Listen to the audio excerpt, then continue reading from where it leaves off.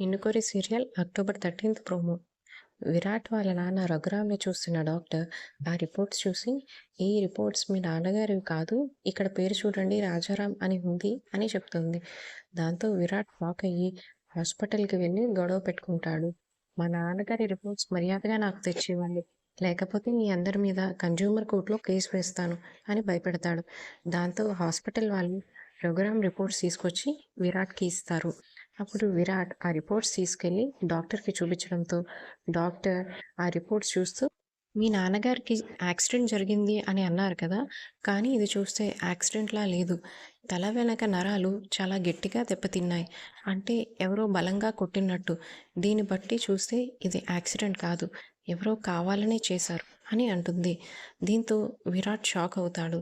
అప్పుడే అక్కడికి వస్తున్న శ్యామల డాక్టర్ మాటలు విని చాలా కంగారు పడుతూ ఉంటుంది.